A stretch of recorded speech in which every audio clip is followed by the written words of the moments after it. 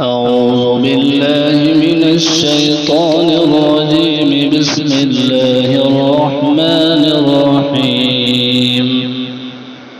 تبارك الذي جعل في السماء بروجا وجعل فيها سراجا وقمرا منيرا، وهو الذي جعل الليل والنهار خلفة لمن أراد أن يذكر أو أراد شكورا.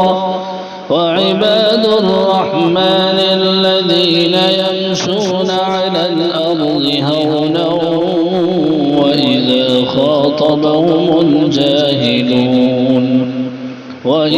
خاطبهم الجاهلون قالوا سلاما. والذين يبيتون لربهم سجدا وقياما، والذين يقولون ربنا اصرف عنا عذاب جهنم إن عذابها كان غراما إنها ساءت مستقرا ومقاما.